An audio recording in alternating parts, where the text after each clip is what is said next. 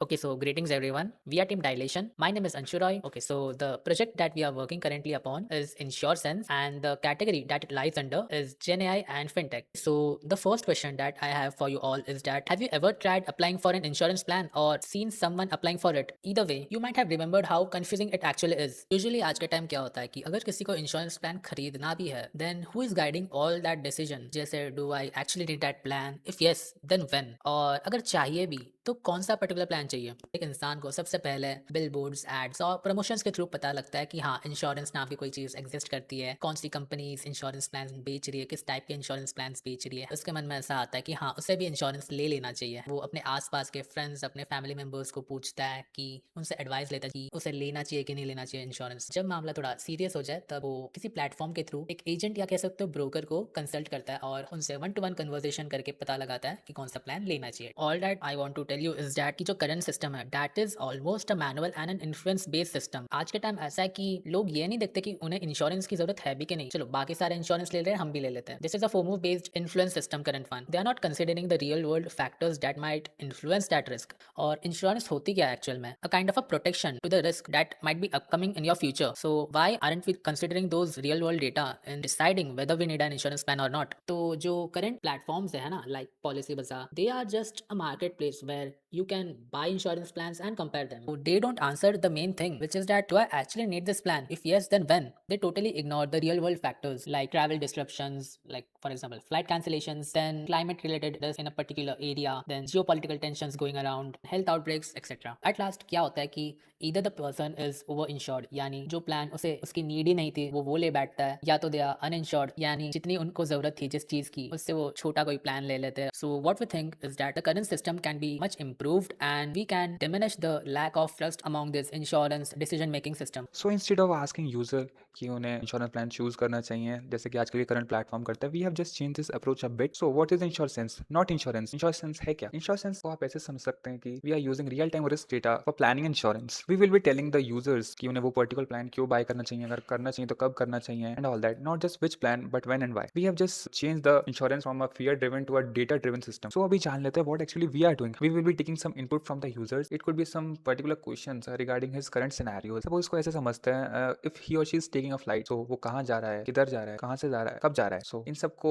Extract करने के बाद एंड एनालाइज करने के बाद we will be fetching real time current data to see what's happening around those particular area after combining all these हम risk evaluate कर रहे हैं through AI and implementation after combining all these we will be generating a report which will be fair तुमको insurance plan भी recommend होंगे कि तुमको ये प्लान खरीदना चाहिए कि नहीं और ऑर्डर वाइज होंगे सिस्टमैटिक वाइज की तुमको ये वाला प्लान सबसे बेटर है तुम्हारे लिए and all that you can just buy those plans from our platform as well okay, so अभी आपको सोल्यूशन ऑलमोस्ट समझ ही गया होगा। तो now will be considering a real life incident जो कि एक्चुअल में मेरे साथ हो रखी है। तो इस एग्जांपल से हमें बेटर वे में समझेगा कि इंश्योरेंस एक्चुअल में how is it more helpful than other platforms और कैसे काम करता है ओवरऑल इंश्योरेंस। तो it was the time of first week of December, तभी हमारे एंड सेम्स खत्म हुए थे, घर जाने का टाइम था। We are from NIT Hamirpur which is in Himachal Pradesh and I live in Mumbai. तो जब भी मैं घर जाता हूँ I go via Delhi, Delhi से मैं फ्लाइट लेता हूँ, मुंबई जाता हूँ। मेरी जो फ्लाइट थी वो थी 5 दिसंबर सुबह 11 बजे के आस। उसके पिछले रात मैं बस में चढ़ा है ना हमीरपुर से दिल्ली, और दिल्ली जो है वो मैं अराउंड 5 दिसंबर को ही पहुंचा था सुबह 6 बजे के आसपास, यानी फ्लाइट से 5 घंटे पहले। तो सीन क्या हुआ कि जैसे ही बस दिल्ली पहुंचने वाली थी 6 बजे के आसपास, क्या होता है कि मुझे एक नोटिफिकेशन आता है इंडिगो के एंड से। तो मैसेज में ये दिखाता है unfortunately your flight is cancelled due to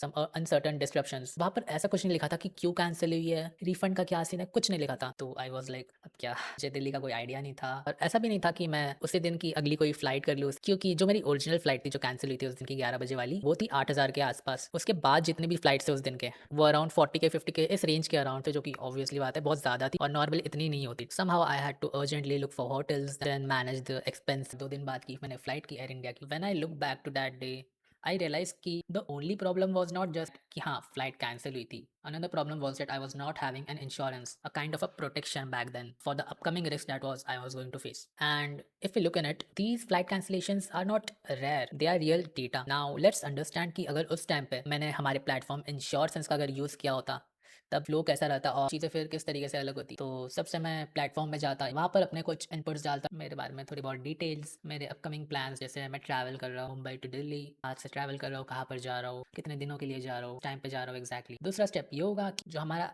platform है वो इन सब डेटा को एनालाइज करेगा, फिर उस हिसाब से मुझे कुछ रियल वर्ल्ड डेटा जो है एक्सट्रैक्ट करेगा, ठीक है, फेच करेगा। इन डेटा पे रियल लाइफ डेटा, फिर हमारे यूजर डिटेल्स पे जो है हम एमएल इम्प्लीमेंट करेंगे। एमएल मॉडल के थ्रू जो है हम एक रिपोर्ट बनाएंगे, ठीक है, और ये रिपोर्ट में सारी चीज़ें इंक्लूड होगी, जैसे हमारे खुद के बारे में, फिर क्या क्या रिस्क वो यूज़र फेस कर सकता है। उस रिपोर्ट के अलॉन्ग साइड इंश्योरेंस प्लान्स जो है उस यूज़र को रिकमेंड हो गए, और ये इंश्योरेंस प्लान्स जो है ऐसे रैंडम नहीं होगी, वो रिपोर्ट पे डिपेंड करेगा, वो उस यूज़र तक पे डिपेंड करेगा। ये जो ऑर्डर होगा इंश्योरेंस प्लान्स का, that will be best fit according to that particular user. Report में सारी चीज़ें लिखी होगी, फिर उसे इंश्योरेंस लेना चाहिए तो क्यों लेना चाहिए, consist of a risk score as well, और ये रिस्क स्कोर हमारे यूज़र को ये बताएगा कि कितने ज़्यादा चांसेस है उस पर्टिकुलर रिस्क के होने के, कितनी नीड है उस यूज़र को उस पर्टिकुलर प्लान लेने की, ये सारी चीज़ें हमारा जो है रिपोर्ट बताएगा। सो एट द एंड इंश्योरेंस ये नहीं करता कि हाँ फ्लाइट कैंसिल होने से वो रोक देगा कि हाँ फ्लाइट कैंसिल नहीं, ये नहीं करता इंश्योरेंस, बट इट मेक श्योर्स कि जब भी कोई ऐसे रियल वर्ल्ड प्रॉब्लम्स होए फ्यूचर में, कोई रिस्क हो उस प्रॉब्लम के होने के, तब जो हमारा यूजर है they are not left out